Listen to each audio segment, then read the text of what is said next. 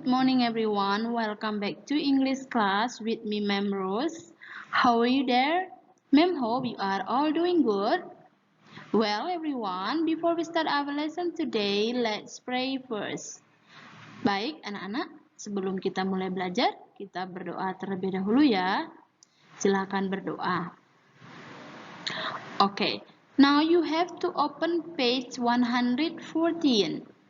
Silakan buka buku bahasa Inggris halaman 114. Nah, anak-anak, sebelumnya jangan lupa untuk menyiapkan buku tulis dan juga pulpen dan juga buku paket bahasa Inggris. Oke, sudah ya. Sekarang, Mem ingatkan, dengarkan Mem baik-baik. Nanti di akhir pembelajaran akan ada tugas. Oke. So, in our last meeting, jadi di pertemuan terakhir kita kemarin, minggu lalu, kita membahas tentang hobi ya. Jadi, bagaimana kita menyatakan hobi, kita juga sudah mempelajarinya melalui audio kemarin ya, sudah dengarkan audio, bagaimana cara menyatakan hobi kita ke orang lain. Oke, kita bisa bilang apa? Bisa kita bilang my hobby is, kalau my hobby is itu artinya hobinya cuma satu. Nah, kalau my hobbies are berarti hobinya lebih dari satu, bisa dua, bisa tiga. Oke, atau kita juga bisa bilang I can play, misalnya I can play football, I can play guitar, bisa ya. Nah, hari ini kita akan mempelajarinya melalui dialog. Nah, bagaimana cara menanyakan hobi seseorang ya dengan kalimat baru. Kalau biasanya kita menanyakan what's your hobbies? Apa hobimu? Itu udah biasa kita tanyakan. Nah, hari ini kita menggunakan kalimat atau kata baru, oke? Sekarang, Mem akan perlihatkan contohnya. Kalian bisa lihat contoh juga di halaman 114 tadi. Oke, let's start. Seta, can you play the piano?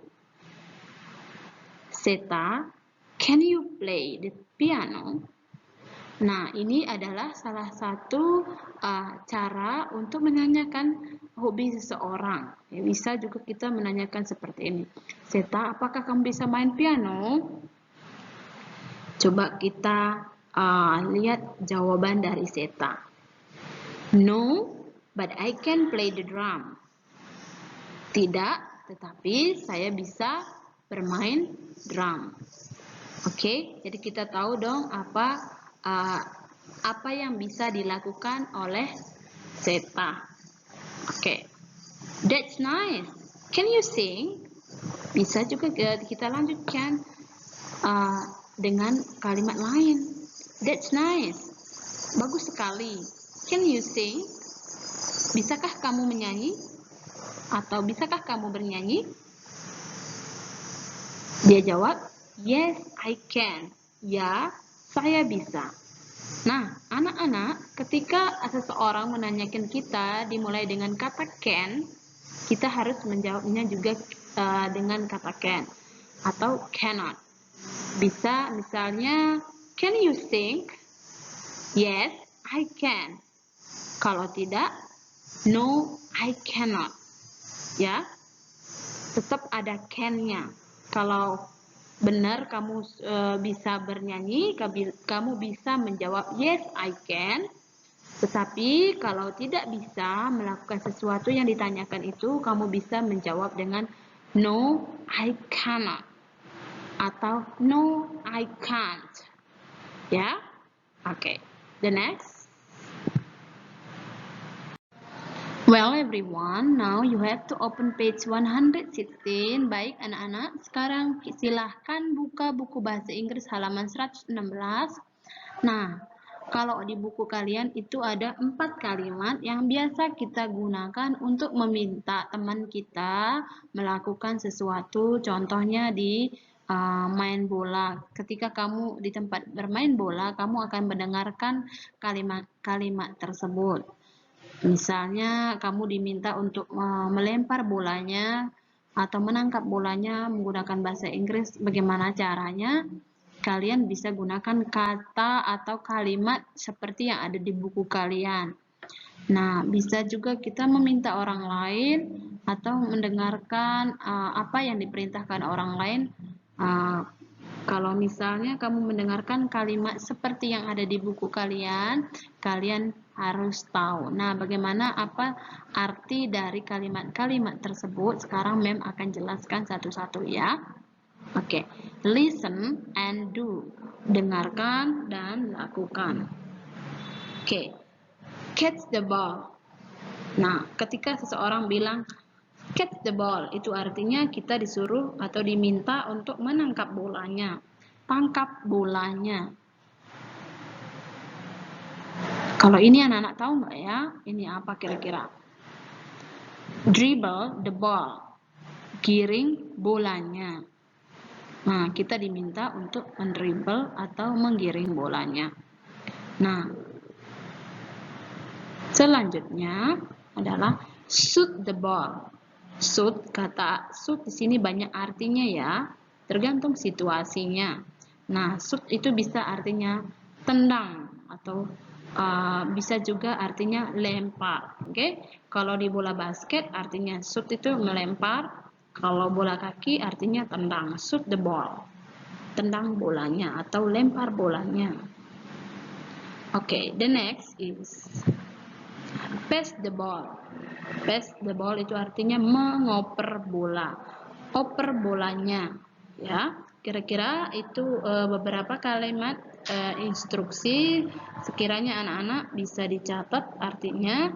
Nanti kalau misalnya ada soal seperti ini atau kalian diminta untuk seperti ini, kalian udah paham apa yang dimaksud ya. Oke, kita lanjut ya. Okay, now please pay attention to page 117. Nah, silakan perhatikan halaman 117 ya. Sekarang Mem akan jelaskan pembahasan yang baru ya. Tentang apa? Ini dia. Adverb of frequency. Kata keterangan frekuensi. Apa saja kata keterangan frekuensi itu? Sekarang kita harus tahu dulu apa arti dari adverb of frequency. Adverb artinya kata keterangan. Kalau verb itu artinya kata kerja. Kalau adverb kata keterangan. Banyak kata keterangan ya. Ada kata keterangan tempat, waktu ya, banyak. Oke, sekarang kita belajar dari salah satu adverb. Jadi, apa yang kita bahas adalah adverb of frequency. Adverb artinya kata keterangan, frekuensi itu adalah tenggang waktu, seberapa sering, ya, intensitas, oke? Seberapa sering frekuensi. Jadi ada beberapa kata keterangan frekuensi dalam bahasa Inggris dan juga ada dalam bahasa Indonesia. Oke, sekarang kita harus tahu dulu apa arti dari adverb of frequency ya. Definisinya adalah describes how often an action happens. Menerangkan frekuensi atau intensitas sebuah kegiatan yang dilakukan, seberapa sering itu terjadi atau seberapa sering itu dilakukan, ya. How often an action happens. Oke, contoh kalimat adverb of frequency adalah yang pertama adalah always, selalu. Nah, ini adalah contoh dari kata keterangan frekuensi. Misalnya kita selalu bermain bola kaki setiap hari apa, ya? Atau selalu main bola kaki setiap hari. Okay?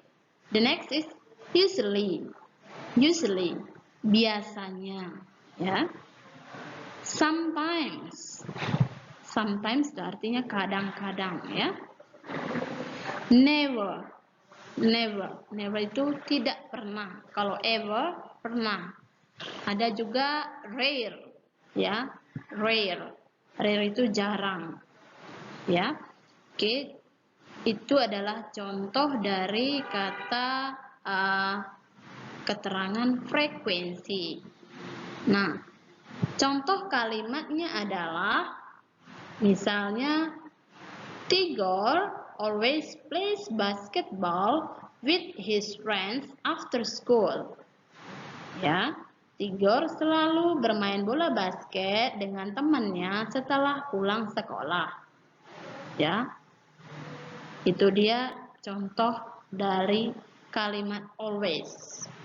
Nah, selanjutnya, Nurul sometimes cooks with her mother in the morning.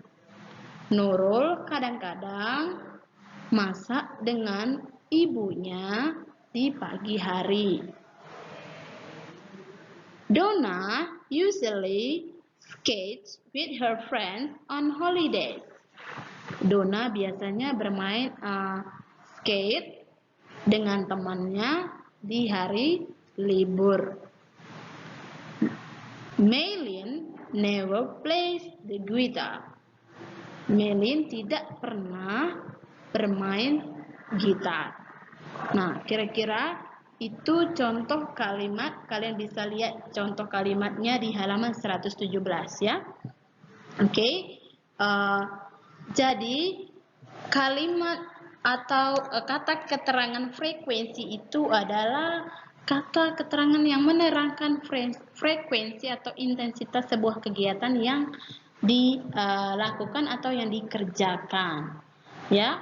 Nah, kalau tadi kita menyatakan sebuah kegiatan seberapa sering. Sekarang kalau kita menanyakan orang lain, seberapa sering sih kamu main bola? Bagaimana cara mengatakannya?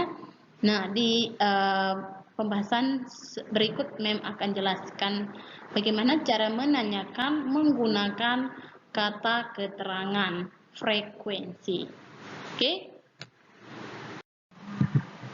Oke. Nah, berikut adalah contoh dari bagaimana sih cara kita menanyakan frekuensi kegiatan seseorang atau intensitas, keseringan atau seberapa kali dia melakukan hobinya atau kegiatannya. Kalau kita menanyakan hobinya berapa kali dia lakukan setiap minggunya atau mungkin dia setiap hari. Nah, kita bisa menggunakan kalimat tanya berikut ini ya. What do you usually do on Saturday night? Apa yang biasa kamu lakukan di malam minggu? Misalnya dia bisa menjawab I always play the piano. Setiap malam minggu dia bermain piano. Ya, selalu, always. Oke. Berikutnya adalah how often do you play basketball? Ketika kita sudah tahu apa hobi dia, misalnya dia hobinya bermain basket, kalian bisa tanya seberapa sering kamu bermain basket. How often do you play basketball? Kita bisa menjawab I usually atau I always, bisa ya, I sometimes misalnya, atau kadang-kadang. Oke. The next is bisa menggunakan kata do you ever go to the traditional market? Do you ever go to the traditional market? Apakah kamu pernah, ever artinya tadi pernah, ke pasar tradisional? Nah, bisa kita bilang I never go to the traditional market. Oke, kira-kira itu contoh dari kalimat tanya, menanyakan seberapa sering teman kita atau seseorang melakukan hal yang dia sukai atau hobi ya. Oke. Nah, anak-anak, kiranya apa yang Mem sampaikan tadi anak-anak paham ya. Sekarang kita ke tugas. Hari ini tugasnya apa? Translate in Indonesian. Terjemahkan ke dalam bahasa Indonesia kalimat berikut. Ada 3 ya. Silahkan dikerjakan. Lalu Kumpulkan. Jangan lupa dikumpulkan tugasnya selalu. Oke? Thank you for listening to me. Terima kasih sudah mendengarkan, ma'am. Ya. See you next week. Bye bye.